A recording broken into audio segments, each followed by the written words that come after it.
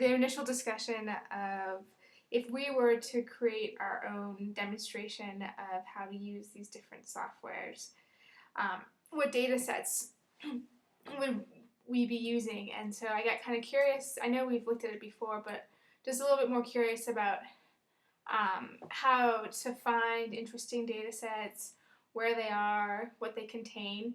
And I actually was a little surprised that it was more challenging than I thought it would be, and a lot of the data sets aren't as complex and rich as I thought that they may be, so that there would be opportunities for maybe some really new and interesting understandings.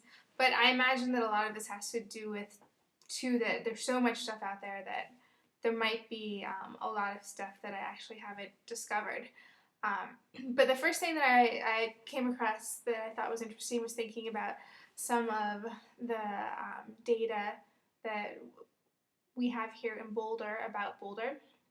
So this is the City of Boulder, Colorado Open Data Catalog.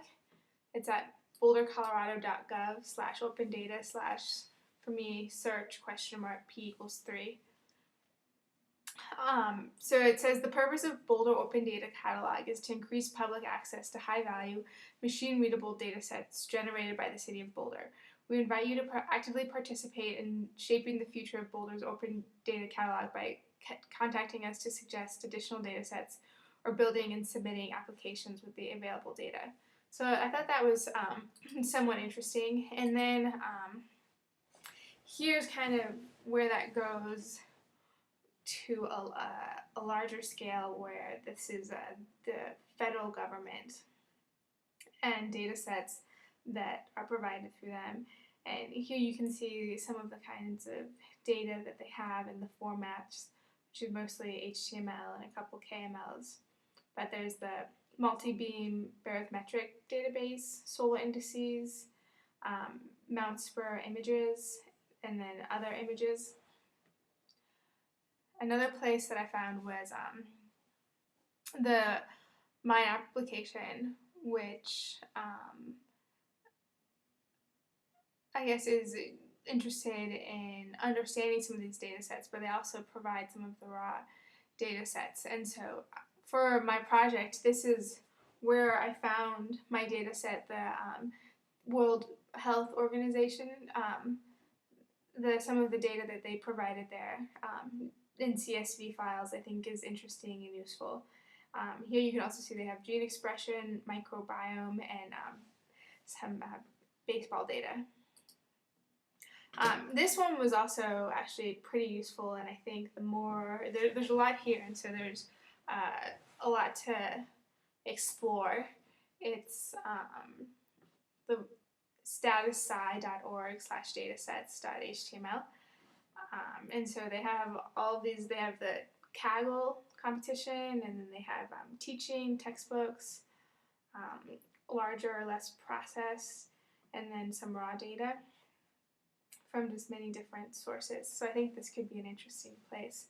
But some of the sources that this provided was Kaggle, which I think Abby mentioned in class,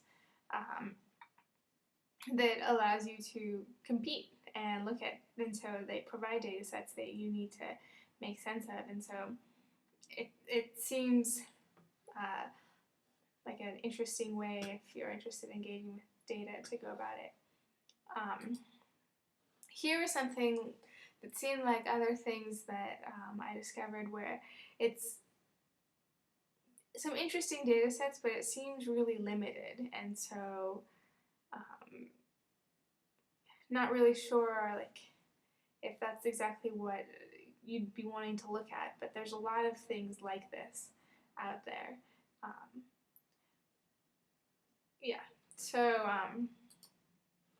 and then here I thought was because machine learning it seems like it's an important.